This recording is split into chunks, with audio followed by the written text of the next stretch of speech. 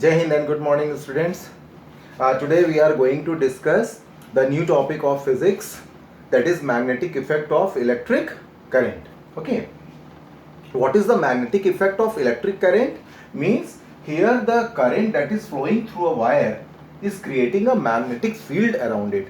If the wire is carrying a current, it behaves like a magnet. It starts attracting the iron particles towards it. Okay, but this was explained by the Oersted. It is known as Oersted effect.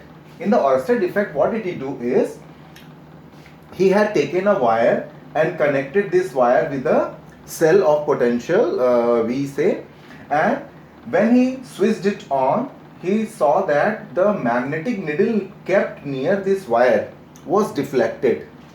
Okay, so what he arranged, he had taken a cell, he had taken a wire, and when the wire was connected to a cell, the current starts flowing through the wire, and he saw that this magnetic needle was deflected. And the magnetic needle will be deflected when a magnetic material is attracting it. Okay, so how this magnetic field came into the existence?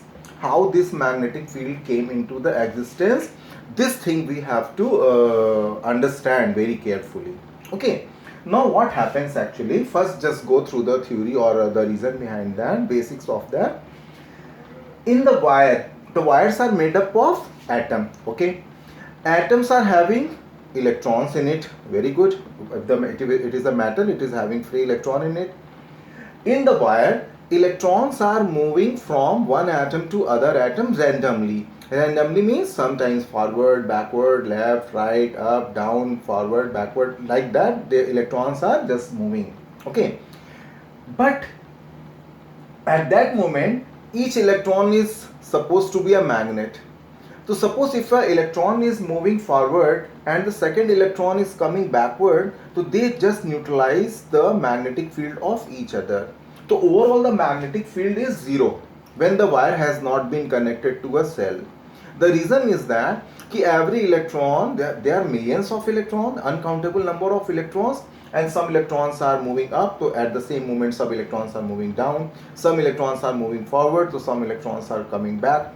So overall their average magnetic field created is cancelled.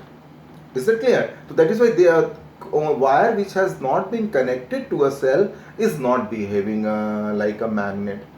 Then what amazing thing happens when the current starts flowing through it and it starts behaving a magnet? The wire which has not been connected to a cell is not at all behaving like a magnet. It's a copper wire. If you are taking a 1 meter long copper wire, does it behave like a magnet? Never. But electrons are there. Then what is the reason? Then when current starts flowing through this wire becomes a magnet. Means how can you feel that it is a magnet? It has become magnet because it is applying a magnetic force on magnetic needle. So this magnetic needle is deflected clockwise or anti-clockwise, whatever, we will see that. Okay, there is a reason behind that. First thing you must know that when the wire has been connected to a cell applies a potential difference on it, and because of this potential difference, electrons have started moving from negative terminal to the positive terminal. Mind you, when the wire was not connected to a cell, electrons are moving zigzag randomly here there. Okay, but as soon as this wire has been connected to a cell, all the electrons have started drifting from negative to positive. So initially each electron's magnetic field was being cancelled by the opposite electron, but now when all the electrons are moving in the same direction, so being a vector quantity, the magnetic field of all electrons are added, and after addition we get the maximum value, and with this the magnetic field is having maximum value. It means it has magnetic field around it. So magnetic field means it is a region around a current carrying wire where the magnetic force is experienced. So if you are keeping this magnetic needle near this wire, what does it mean? It means you are keeping it within the magnetic field of this current carrying wire. Then you see the deflection in it. Is that clear? The first observation of the Oersted was that when a current is flowing through a wire, it creates a magnetic field around it because of the unidirectional flow of electron. Okay. Second thing he watched is that when he had changed the terminal, suppose positive becomes negative. How can you change the terminal? बस cell को ऐसे की जगह तुम उल्टा करके लगा दो. That is the terminal has been changed. Now the electrons are moving from negative to positive, and the current is flowing from positive to negative. First thing he observed कि when a current is flowing through a wire, the wire is creating a magnetic field around it that can be felt by placing a magnetic needle near to it. Is that clear?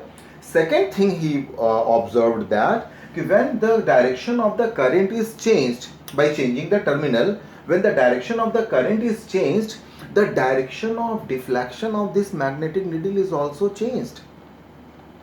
Why? Because when the electrons are moving in the forward direction, suppose the needle is rotated like this, when the electrons are coming from the backward direction, they have changed their direction, then the direction of deflection will also be changed, because the direction of magnetic field will also be changed, and the force will be experienced in the direction of magnetic field. So first thing he observed, when a wire is connected to a cell, there is a current flowing, and this current carrying conductor or wire is creating a magnetic field around it. Second thing, what did he observe? By changing the terminal of the cell, the direction of current is changed and the direction of magnetic field is also changed. How can you feel that the magnetic field direction has been changed? Just by seeing the opposite deflection in the magnetic needle. Are you getting my point? Third thing he observed that when the current is increased, how can you increase the current? Just go through the Ohm's law. Why? Means by increasing the potential, V is proportional to I. If you have increased the voltage, the current in the circuit or in the wire will be increased. So once the potential is increased or the current is increased, the direction of deflection does not change, but the magnitude of the deflection is changed. So if the current is increasing, the magnitude of deflection will be more, and if the current is decreasing, the magnitude of the deflection will be less. So more current, more deflection; less current, less deflection. So this was the Oersted effect. So I am just concluding it by having a small revision. What is Oersted effect? Oersted effect is related to the production of magnetic field around a current carrying wire. Okay, so how the current flows through a wire? By applying a cell. How the magnetic field is created around the wire? Just by the current. Okay, by changing the direction of current, the direction of deflection is also changed. By increasing the current, the value of deflection is more, and by decreasing the current, the value of deflection is less. Okay, and the reason behind the magnetic field is that when the wire had not been connected to a cell, electrons are moving here and there. They were not having a particular direction to flow through. In all directions they were moving. But as soon as you connected this wire with the cell, all the electrons have started drifting from negative to positive. So all the electrons are moving in the same direction, so their magnetic field should be added, and by adding the small magnetic field, we get the strong magnetic field which can deflect the magnetic needle. Okay, thank you. Yes, now we are going to study the properties of the magnetic field lines. Okay, so first you should know that if a wire is having a current in it, it creates a magnetic field around it. So what does it mean? If a magnetic field is created, it starts attracting the magnetic material like iron particles. It will start attracting. Okay, it will behave like a magnet. So as you know, a charge is having an electric field around it. In the same manner, a magnet is having a magnetic field around it. So how will you define the magnetic field? So magnetic field of the magnet is the region in which a magnetic material when placed experiences a force. Okay, so this is the magnetic field. So every magnet is having a magnetic field around it. If the magnet is weak, the magnetic field will be weak, and if the magnet is very strong, its magnetic field will be strong. It depends upon the intensity of the magnet. Now, suppose if the magnetic material is kept here, and if the magnetic material is kept here at Q at P, so you know where the magnetic field strength will be more? At P. So you can say that magnetic field is stronger near the magnet and weaker when the point is away from it. Okay, so it is strongest at the closer point and weakest at the farthest point. Is that clear? Now these magnetic field lines, okay, so every magnet is having a magnetic field around it, and magnetic field is having magnetic field lines. Okay, so this magnetic, what are the magnetic field lines? So these are the imaginary lines. If I am giving you a magnet to see, you cannot see that the magnetic field is seen to you. You will see only the magnet, and the effect of magnetic field can be seen by placing a magnetic needle near to it. Okay, so magnetic field lines are what? So these are the imaginary lines which are starting from north pole of the magnet and closing at south pole of the magnet. Okay, so what is the magnetic field lines? Magnetic field lines are the imaginary field lines of a magnet when around a magnet which are starting from north pole and reaching to the south pole. And as far as the properties of the magnetic field lines is concerned, first property, that magnetic field lines are closed and continuous curve. Close and continuous means, close means देखो, it is starting from the north pole and reaching to the south pole. Okay, so this blue line is continuous. Okay, has it been broken like this? No. So it is a close and continuous. Continuous means it is continuously, in continuation it is creating a closed path. So it is closed and it is continuous, means path is not broken.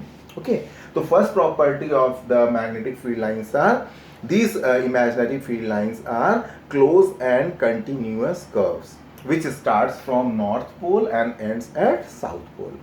Is it clear? Second property is that magnetic field lines are denser at the pole and rarer at equators. Is that clear? So magnetic field lines are denser at the pole, at the north pole and at the south pole. Magnetic fields are stronger, dense. So magnetic field strength is more. Is that clear?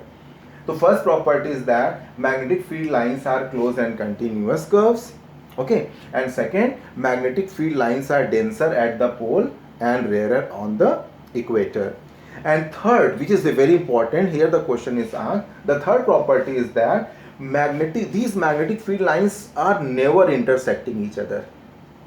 Billions and billions, uncountable number of magnetic field lines are starting from the north pole and reaching to the south pole. But do they intersect? No, they never intersect. Why they don't intersect is, the reason is behind that. Suppose if I have drawn a magnetic field lines and it is intersecting at this point R. Is that clear? R is the point where the two magnetic field lines are intersecting.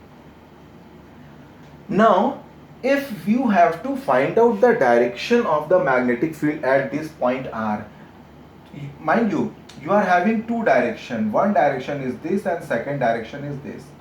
How do you find the direction of the magnetic field lines? You simply draw a tangent at the given point. You simply draw a tangent at the given point, and that tangent gives you the direction of magnetic field. Is it clear? Suppose if I have to find out the direction of the magnetic field here, so what will I do at point X? What will be the direction of magnetic field? So magnetic field lines are starting from north pole and reaching to the south pole. At this point, if I draw a tangent, so this tangent is showing the direction of magnetic field. And mind you, at each and every point, the direction of tangent is changing. Direction of tangent is changing. So you can say that the magnetic field lines are close and continuous curve, and at each and every point, the direction of magnetic field is changing. Okay, so just have a revision, fast revision. First property of the magnetic field lines are close and continuous curves which are starting from the north pole and ending at the south pole. Any confusion? No. Magnetic field lines are denser at the pole and rarer at the equator. Is that clear? Third, magnetic field lines are starting from North Pole and ending at South Pole. And the next, magnetic field lines never intersect each other. If they intersect each other, at the point of intersection, there will be two directions of the magnetic field, which is not possible at all. At one point, only one direction is possible. At one point, two directions are not possible. So that is why it is said that magnetic field lines are never intersecting each other. Is that clear?